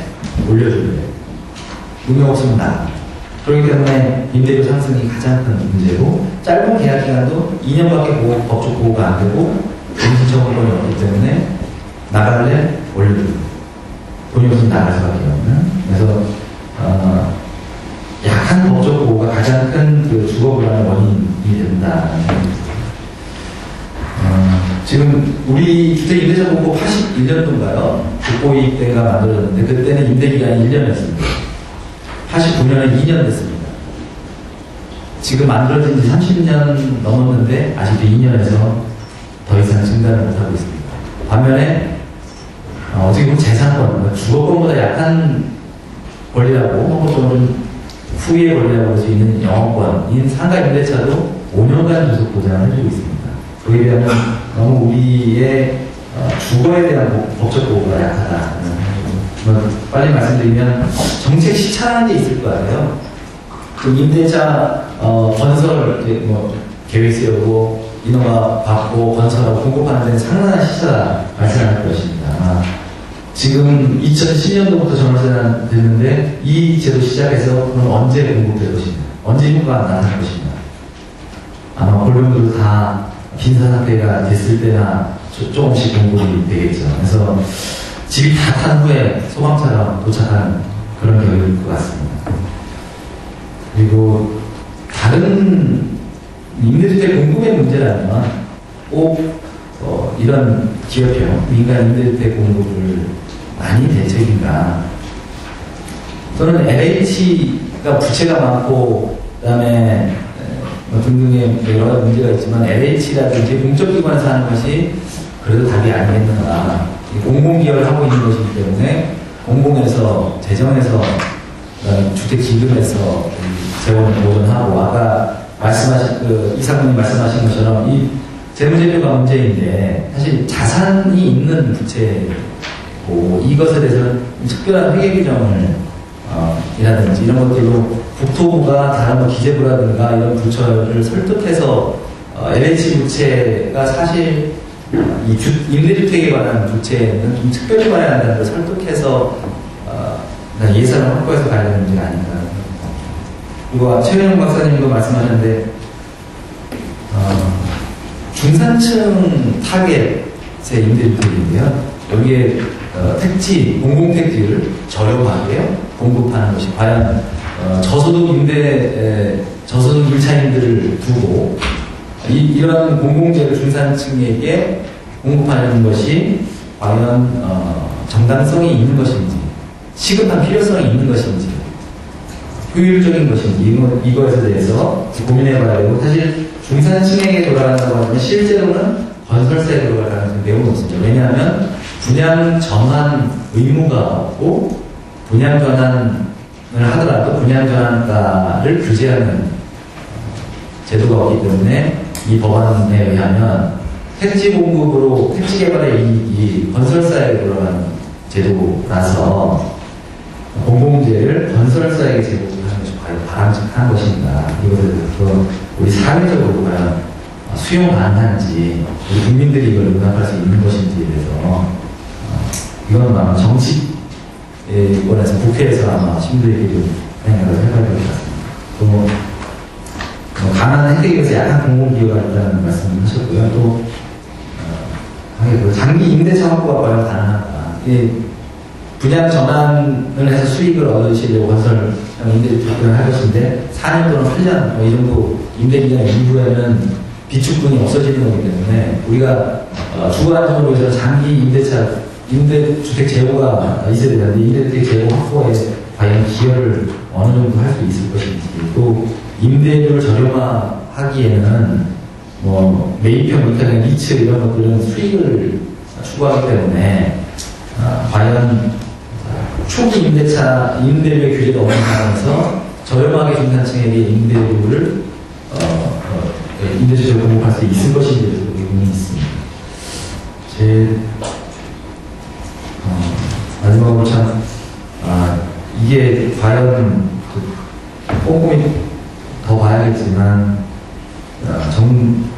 국토부가 건설 산업에 대해서 주무 부처이기도 하지만 국민의 주거권에 대해서도 주무 부처이기 때문에 두 양은 공익을 좀 평량을 해서 균형 있게 가야 되는데 너무 건설 산업 정책으로만 그것을 보는 것이 아닌가라는 그런 우려가 있습니다. 이상 마치겠습니다. 저는 이제 국회에서 일을 하고 있기 때문에 아무래도 향후에 이제 이 법안이 국회에서 논의되는 과정에서 좀 쟁점이 되고 할 만한 사안들을 한번 좀 같이 공유해보는 그런 자리로 좀 생각하고자 합니다. 사실 이제 그간 비제도권 부분에서 방치되어 왔던 민간임대주택 시장에 대해서 정부나 제도권에서 큰 관심을 가지게 됐다는 것은 굉장히 고무적인 현상이고, 또 주택시장 자체가 기존에 이제 자가주택 위주에서 임대차 시장 위주로 이제 바뀌고 있다는 걸 반증하는 거라고 생각이 듭니다. 그것도 이제 그간 주무부처였던 국토교통부가 공공임대주택 정책이라든지 주거급여, 또 이제 이런 주거복지 정책, 이런 정책에 부과해서 민간임대주택 시장에 대해서도 어떤 정책적인 틀을 마련하고, 또 정책적인 지원도 하고 할 수 있다는 점에서 국토교통부의 책임과 의무가 상당히 좀 확장이 되고, 또 한편으로 봐서는 이제 이번 법안만 가지고는 다 되지는 않겠지만 향후에 주택경제 발전을 도모하는 데 있어서 큰 계기가 되지 않겠나 하는 개인적인 생각을 해보게 됩니다. 근데 이제 지금 현재 우리가 당면하고 있는 인간 임대주택 시장에 대한 어떤 아까도 문제 분석, 현안 현상에 대한 진단에 따른 대책 측면에서는 여러 가지 좀 이해관계에 따라 달라지는 거로 생각이 듭니다. 사실 이제 민간임대주택 시장에서 정부를 빼고 공급자와 수요자 측면에서 본다고 그러면 사실 원하는 것이 좀 많이 다르죠. 괴리가 좀 큰 게 사실입니다. 공급자 입장에서는 사업 투자금을 이제 적정 이윤으로 회수하는데 좀 사실은 관심이 있는 것이고, 그 수요자 입장에서는 이제 적정한 가격으로 안정적으로 좀 거주할 수 있는 그런 주택을 원하는 것이거든요. 그런데 이제 그러다 보니까 좀 정책적인 측면을 고려하는 국토교통부 입장에서는 그 양자 간의 이제 균형을 맞추기 위해서 노력을 하는 것이고, 이번에 발표된 뉴스테이 정책이나 이런 것들도 공급자의 어떤 이해관계를 좀 만족시킴으로써 이제 수요자의 어떤 주거 안정에 대한 욕구 이런 것들을 맞추기 위한 이제 그런 정책적 시도로 보여지고 있습니다. 근데 이제 몇 가지 조금 생각을 해볼 만한 점이 있다고 생각이 드는데요. 일단은 이제 기존의 이제 임대주택 시장이 사실 비제도권 부분이 훨씬 크지 않습니까? 그래서 발제하신 최현수 박사님께서도 말씀해 주셨지만 어쨌든 제도화된 그 임대주택 부분은 한 140만 원 정도 2010년 기준으로 그에 불구하고 나머지는 이제 비제도 부분이라고 할 수 있는데 현행법 지금 민간임대주택에 관한 특별법에서는 전체적으로 볼 때 이제 건설, 기업형 건설, 민간건설 주택에 좀 초점이 두어져 있는 그런 인상이 듭니다. 물론 이제 이 법 자체가 기존의 임대주택법을 전부 개정하는 걸로 해서 추진이 되고 있기 때문에 기존의 이제 임대주택 건설과 관련된 그런 부분들이 임대주택법에 있었고 그 부분들을 이제 민간건설, 기업형 민간 임대주택 건설에 좀 적용을 하되 특례를 이제 적용하는 식으로 바꾸고 있기 때문에 이제 그런데 그런 측면이 있다고 하더라도 좀 민간임대주택, 기업형 민간임대주택 정책으로 급선을 하면서 기존의 이제 공공임대주택 정책하고 또 LH라든지 뭐 SH라든지 이런 데서 자체적으로 시행을 하고 있는 공공임대 리치 정책이 또 있지 않습니까? 그래서 이제 그런 정책들하고 균형점을 좀 찾을 필요가 있지 않겠는가 하는 생각입니다. 예를 들어서 LH가 지금 추진하고 있는 공공임대 리치 같은 경우는 이제 지금 4호가 이제 공모 중에 있는데요. 1호부터 지금 이제 그 공모가 끝난 1호부터 3호 공공임대 리치 같은 경우가 이제 2014년부터 해서 한 12,000원 정도 지금 공모가 됐고 4호 같은 경우는 4,500원 정도가 공모를 하고 있는데 이 주택의 이제 기준이 되는 여러 조건들을 보면 택지 같은 경우는 5년 10년임대 주택의 기준을 두고 있기 때문에 조성 원가를 이제 공급을 하는 거고요. 건설비는 리츠 투자사가 이제 건설을 하기 때문에 건설 비용이 드는 것이고, 근데 임대 조건 같은 경우는 어쨌든 임대주택법에 따르면 표준 임대 조건을 초과하지 못하도록 되어 있고, 기본적으로 70에서 80% 시세 이 정도로 이제 공급을 받고 있고요. 또 입주 조건 측면에서 보면 기존의 주택 공급에 관한 규칙에 따르는 청약저축에 이제 적용을 받고 있고, 그러면서 이제 기금 지원이 한 22% 정도 되는 걸로 되어 있고, 기금 대출은 3%인데 이제 조건이 15년 거치 20년 분할해서 35년간 이제 상환을 하는데, 이에 따르는 이게 추정치긴 합니다만 리츠 수익률이 청산 시점에서 10년 청산 시점에서 LH 쪽에 좀 알아보니까 6.87% 정도 잡고 있는 거거든요. 근데 그에 비하면 이제 기업형 민간임대 같은 경우는 택지나 이런 거에 대한 전혀 조건이 없죠. 그리고 8년 임대를 하면 되는 거고요. 그렇다고 봤을 때 사실 이제 수익률이 이거보다는 훨씬 높지 않느냐. 왜냐하면 또 10년까지 임대하지 않아도 되고 8년까지만 임대를 하면 되니까 그런 측면에서 보게 되면 이 민간 임대, 기업형 민간 임대 부분에 대해서 당연히 이제 부동산 시장이 좋아졌기 때문에 또 그런 측면이 있지만은 좀 혜택 부여하고 하는 부분에 대해서 조금 고려를 할 필요가 있지 않나 하는 생각입니다. 예를 들어가지고 외국 같은 경우에 보면은 어쨌든 기존에 이제 외국의 경우에 재작년에 2013년 4월 1일 날 정부가 발표했던 준 공공임대주택 정책, 그해 6월달에 임대주택법에 반영이 돼서 시행이 되고 있습니다만은 그런 이제 주택들 같은 경우에 그런 걸 이제 감안했을 때 준 공공임대주택이라고 하는 그런 정책들을 외국의 경우에 보게 되면 최소 의무기간이라든지 임대료에 대한 부분, 그 다음에 임대 조건에 대한 입주자의 어떤 소득 조건 이런 것들을 어쨌든 부여를 하고 있거든요. 그래서 이제 그런 측면에서 본다고 했을 때 그런 걸 어느 정도 부여하고 있는 공공임대 리츠의 수익률도 한 6.8% 정도 되는 걸로 나오는데 이런 조건들을 다 이제 주지 않는 것이 일부에서 그런 얘기를 한다고 하지만 어쨌든 좀 과도하지는 않은 것인지 기존의 이제 SH나 LH나 이런 공공기관에서 하고 있는 공공임대 리츠 같은 지원 방식이 더 재정 운용이나 아니면 예산적인 측면에서 더 효율적인 건 아닌지 이런 걸 좀 한번 볼 필요가 있지 않는가 생각합니다. 그리고 임대 조건과 관련해서 이제 5년이나 10년임대 같은 경우는 연간 5% 범위 이내고 현 뉴스테이에 따르는 기업형 민간임대나 아니면 다른 임대주택 같은 경우도 연 5% 범위 내에서 주거비 물가지수나 인근 임대료 건물을 고려해가지고 설정하도록 되어 있는데, 일부 이제 지역의 문제이긴 합니다만, 부동산 경기, 전세 가격이 그렇게 높지 않은 지역에서도 매년 꼬박꼬박 5%씩 올리는 그런 이제 정책들을 쓰거든요. 한 8년 되면은, 원래 최초 임대료에 비해서 한 60에서 70% 정도 올라가게 됩니다.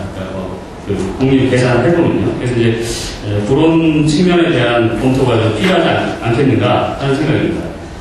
그리고 두 번째로는 이제 개발제한구역 정책하고 아무래도 좀 연계를 시켜볼 필요가 있는데, 현행 이제 공공주택 건설 등에 관한 특별법, 그리고 이제 보금자리주택 특별법 같은 경우에도 개발제한구역을 이제 활용해서 임대주택을 짓고 공공주택을 공급하는 이제 그런 규정들이 있는데, 거기서 보면은 개발제한구역 해제할 때 환경적으로 보존 등급이 낮은 지역을 좀 우선적으로 고려해야 된다든지, 그런데 나름대로 사전 환경성 평가를 받는다든지 하는 그런 조항들이 있는데 불구하고, 이 현행 법에서는 사실 임대주택 해제에 대한 부분들은 많이 나와 있는데, 이런 이제 정책들, 개발제한구역 정책에 대해서는 그다지 고려가 없는 것 같습니다. 그래서 이게 이제 왜 그런지에 대해서도 조금 설명이 좀 필요할 것 같고, 그렇다고 생각이 듭니다. 그다음 이제 촉진지구와 관련돼서 보면은 현행 촉진지구에 안으로 나와 있는 촉진지구의 지정권자가 국토교통부 장관, 시도지사, 시정구청 부청장이지만, 실질적으로는 이제 국토교통부 장관이 필요하다고 생각하면 지정을 해가지고 촉진지구를 지정할 수 있도록 돼 있거든요. 근데 과거에 이제 보금자리주택 사업에서도 그랬지만, 이게 좀 의혹이 앞서게 되면 지구 지정을 한 상태에서 이제 사업이 안 될 수도 있는 거고, 여러 가지 이제 입지의 어떤 특성상 물량 개입이나 이런 거에 좀 초점을 두게 되다 보면 그런 거에 대한 고려를 좀 못할 가능성이 있고요. 그에 따라서 사실 이제 공익사업보상법, 공익사업 토지보상법에 따르면은 원래 이제 사업 인정을 받은 이후 2년 내에 수용재개 신청을 하지 않으면은 공익사업이 실효되어 있도록 하고 있지만, 많은 이제 개별법에서는 사업 인정 기간 이후 사업 기간 내에만 이제 수용재개 신청을 하려면 사업이 실효되지 않도록 되어 있거든요. 그러니까 보상은 이루어지지 않는데 사업 실효는 되지 않는데, 그런 현상들이 이제 많이 나타나고 있습니다. 그래서 그런 이제 그 촉진지구 지정과 관련돼서도 조금 국토부장관이 긴급하다고 판단할 경우에 지정할 수 있다 이렇게 좀 모호하게 돼 있는데, 그런 부분들을 좀 구체적으로 설명할 필요가 있지 않겠는가 하는 생각입니다. 그리고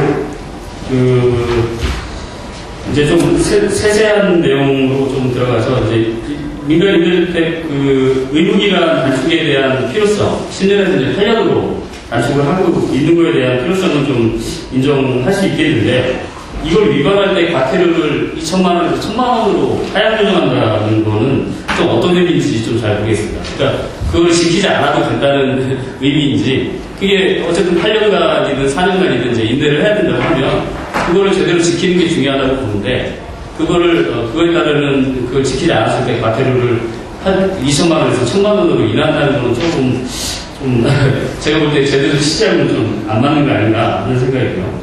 그 다음에 임대보증금 보호와 관련돼서도 보증제도를 이제 두고 있는데, 이 일정 호수 이하의 임대 사업자에 대해서는 이걸 제외하는 내용들이 좀 나와 있습니다. 그래서 이게 이제 임대 호수가 많건 적건 간에 임차인 입장에서 보면 임차 보증금이라는 건 전 재산이나 다름이 없다는 측면이 생각이 들고요. 그래서 이 임차 보증금 보호에 있어서 좀 만연을 더 기할 필요가 있지 않는가 하는 생각이고, 우리하고 상황이 많이 다르긴 합니다만, 영국이 2004년도에 제정한 2004년 주택법 같은 경우에 보면 법인이든 개인이든 임대업자는 임차인의 임차 보증금을 보호해야 된다는 이제 의무 규정 같은 걸 두고 있습니다. 우리 이제 차후에 임대주택, 주택 임대차 보호법, 국토부 소관은 아닙니다만, 주택 임대차 보호법이라든지 아니면 임대주택법에서 그런 기본적인 어떤 의무에 관한 사항들을, 이게 뭐 법적 강제가 없다 하더라도 좀 마련할 필요가 있지 않을까 하는 생각이고요. 그 다음에 이제 논의를 내부적으로 하고 계실 거로 생각이 드는데, 어쨌든 이제 임대 보증금, 임차 보증금하고 월세 간의 어떤 관계, 환산, 요거에 대한 이제 내용들이 좀 구체적으로 나와 있지는 않은 것 같습니다. 그래서 혹시 좀 기회가 되시면 그거에 또 나오셨으니까 한번 설명을 해주셨으면 좋겠고요.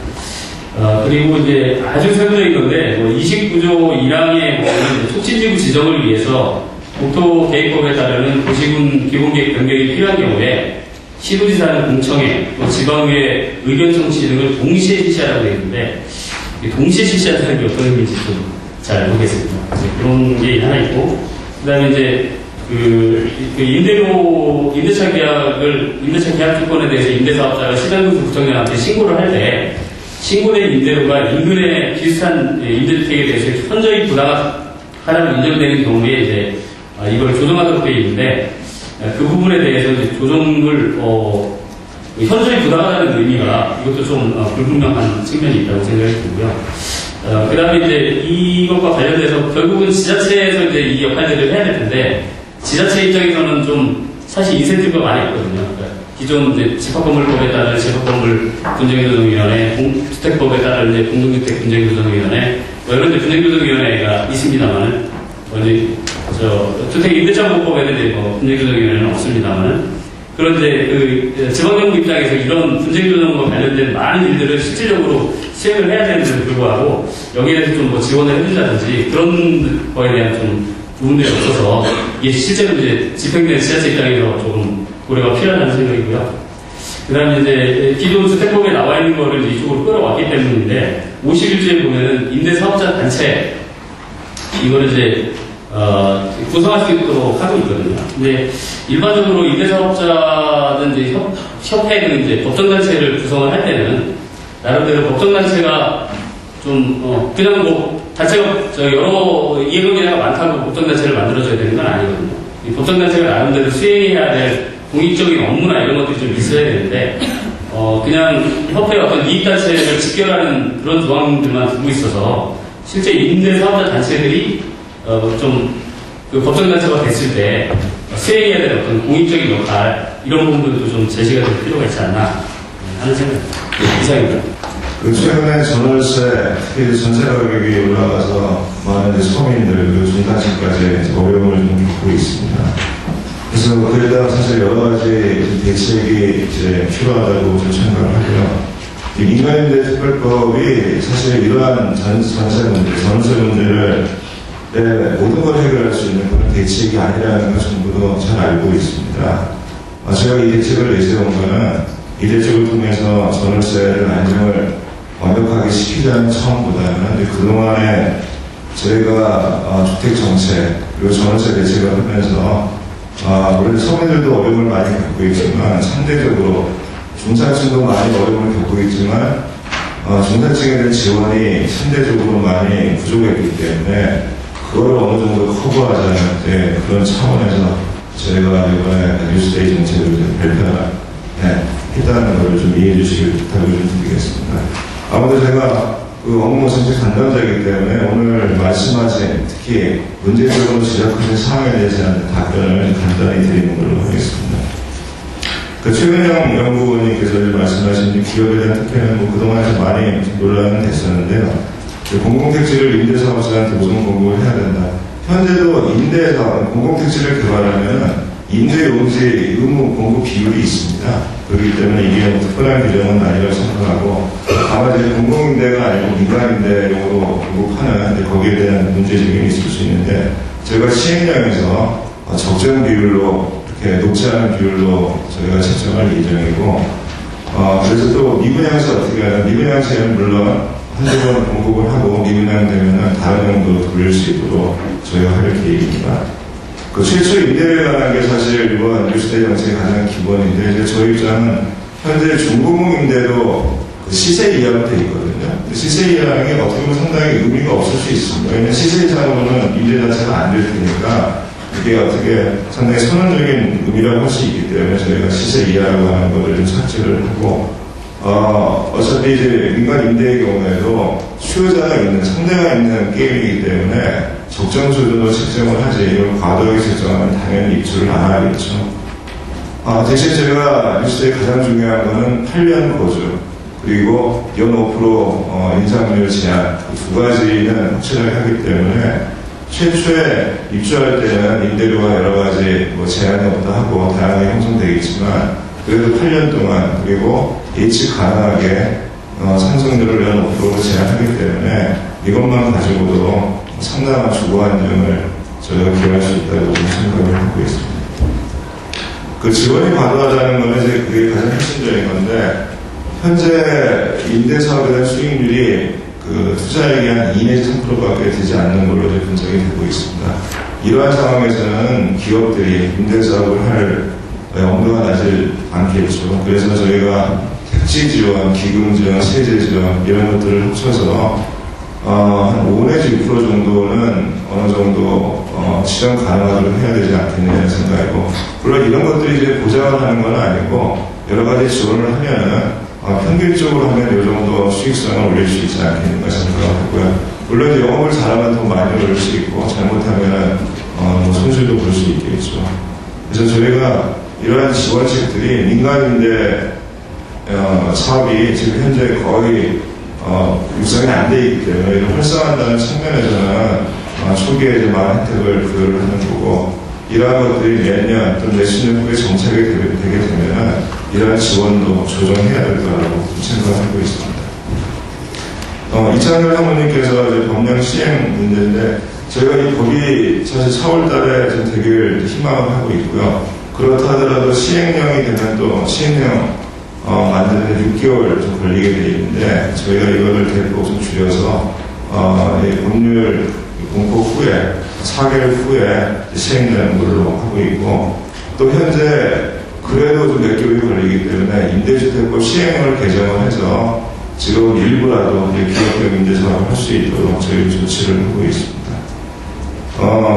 지금 업체 측에서 연결제도 대표 문제가 가장 이슈가 되고 있는데, 저희가 또 폐기 기준원하고 협의를 하고 있어서 가급적이면은 이런 기업형 임대주택에 대해서 특히 기금에서 50% 이상 투자를 못하기 때문에 그 최대한 연결되는 대표 작성 대상에서 어떤 배제하는 그런 방향으로 협의를 하고 있습니다. 그리고 사실 저희가 8년간 임대하고 그 다음에는 얘기가 없거든요. 근데 저희 입장은 이러한 것들이 8년이 아니고 10년, 20년 동안 계속 임대로 가는 게 저희의 궁극적인 목표라고 할 수 있습니다. 그래서 저희 대책에 좀 나와 있는 것 중 하나가 8년까지는 기금 지원 금리가 2%입니다. 그다음부터 1년씩 늘어날 때마다 0.1%포인트씩 낮아집니다. 그래서 18년이 되면 1%까지 낮아져서 계속 1% 지원하는 그런 혜택이 있고요. 더 나아가서는 사실 재산세라든지 양도세 같은 것도 감면해주면 좋은데, 저희가 113 대책을 발표할 때 관계부처 협의했는데 그때는 얻어내지 못했고, 이제 앞으로 어떤 기업들 반응이라든지 아니면 기업형 임대사업이라든지 지원 필요성들을 감안해서 관계부처하고 더 꾸준하게 협의를 하도록 그렇게 하겠습니다. 김남일 변호사님께서 이제 원인 분석 말씀하셨는데, 이건 제가 고대 말씀드린 대로 뉴스테이가 지금 전월세 문제를 다 해결하겠다고 하는 건 아닙니다. 저희가 지금 추진하고 있는 전월세 대책이 물론 이제 야당이나 시민단체에서 보시기에는 부족한 게 많지만 나름대로 좀 하고 있는데요. 서민을 위해서 공공임대주택 12만 원 공급하고, 또 금년 7월부터는 97만 가구에 대해서 월 평균 11만 원씩 급하는 주거급여제도가 좀 시행이 되고요. 그 다음에 월세 지원도 좀 저희가 하고 있고, 그 다음에 서민뿐만 아니라 중산층을 위해서 주택임대사업보호법에 이제 의무임대기간이 이미 있고, 그 다음에 임대료상승 제한, 그 다음에 여야간 합의에 의해서 분쟁조정위원회도 설치를 하고, 그 다음에 전월세 전환율을 낮추는 그런 방안으로 합의가 좀 되어 있습니다. 어떤 이러한 것들에 저희가 같이 이런 기존에 있는 대책도 여러 가지 하고 있지만, 거기에 특히 중산층을 위한 임대주택 공급, 그러한 사항들이 좀 부족하고 미흡했기 때문에 제가 이번 대책을 통해서 이제 그러한 중산층과 서민을 위한 서민의 전월세 어떤 불안을 어느 정도라도 완화할 수 있는 그런 대책의 일환으로 이번 대책을 발표했다는 걸 좀 이해해 주시기를 좀 바라고요. 그 다음에 결국 이제 계약갱신 청구권이라는 전월상한제, 작년부터 계속 논의가 되어 왔는데, 저희 정부 입장은 이제 우리나라 이 임대차 시장이 굉장히 취약합니다. 불안. 그래서 조그마한 제도 변경에 대해서도 굉장히 민감하게 반응하는 형태고, 이제 그게 극단적인 사례가 작년에 2월 대책 때 임대차 시장 선진화 방안이라고 발표를 했는데, 그때 사실 별건 저희가 보기에는 큰 건 아니었고, 그 바로 직전에 확정일자를 공유하자. 사실 그런 것 때문에 결국 확정일자 자료를 공유하면 세금을 부과하지 않겠는가? 그래서 그 이후에 한 3, 4개월 정도 굉장히 우리 임대차 시장이 불안해지고 그 전에 주택가격도 좀 올라가는 게 다시 한 4, 5개월 정도 하락을 이제 그런 문제가 발생한 것처럼 우리나라 임대차 시장이 굉장히 불안하기 때문에 부재를 도입할 때는 많은 어떤 그런 부작용이나 파급 효과를 해야 된다고 생각합니다. 마지막으로 장경영 조사관이 말씀하신 것 중에서 공공임대 리츠와의 관계에 있어서 아무래도 공공임대 리츠가 택지라든지 세제 기금전이 더 좀 강합니다. 그래서 수익률이 좀 나올 수 있는 거고요. 인간임대 리츠의 경우는 제도를 새로 도입한 상태이기 때문에 공공임대 리츠보다 약간 덜한 그런 지원을 통해서 일단 활성화를 하고 앞에 말씀드린 대로 어느 정도 활성화가 되면 적정 수준으로 이 지원을 좀 조정을 해야 되지 않을까 좀 생각하고 있습니다. 개발장 구역은 항상 문제가 될 수가 있는데 이게 새로 저희가 추가적으로 해제한다는 게 아니고 현재 개발장 구역 해제 물량이 이미 발표된 게 있습니다. 그 물량 범위 내에서 또 환경성이 3 내지 5등급에서 일단 해제 가능한 그런 경우에 한해서 해제하는 거기 때문에 지금도 이제 개발장 구역이 여러 가지 수익성이나 그런 것 때문에 물량 범위에서 해제가 안 되고 있는데 그런 걸 좀 더 촉진한다는 차원이기 때문에 커다란 문제는 없을 거라고 좀 생각을 하고 있고요. 임차의 보증금 보호의 경우에는 저희가 저당권 설정 제한을 해제하는 대신에 그 사업 속에는 이제 임대 임차 보증금 반환 보증 가입을 의무화할 겁니다. 그래서 그거에 따라서 오히려 저당권 설정 제한이라든지 그런 것보다 훨씬 더 반환 쪽이 더 보호가 될 거라고 생각을 하고 있습니다. 그 밖에 세부적인 사항을 좀 말씀해 주셨는데 그런 것들은 저희가 별도로 나중에 의견을 좀 말씀해 주시는 걸로 하고요. 이제 마무리 말씀을 드리면 저희 그 뉴스테이지 정책이 이제 많은 비판이 그린벨트 훼손이라든지 그 다음에 기업에 대한 특혜가 아니냐는 생각을 말씀을 많이 하시는데 이게 사업소이기 때문에 저희가 민간을 위한 중산층을 위한 임대주택 자체가 지금 거의 없는 상태에서 초기에 어느 정도의 지원은 좀 불가피하다고 봅니다. 다만 이러한 정책이 성공을 해서 민간을 위한 임대주택이 제대로 공급되게 되면 우리 전월세에 대한 어떤 개념도 많이 바뀌고 또 종합 서비스를 제공하기 때문에 중산층한테 굉장히 수준 높은 주거 서비스가 제공되지 않을까 그렇게 기대하고 있습니다. 감사합니다. 이상 노일건설신문 김영도 기자였습니다.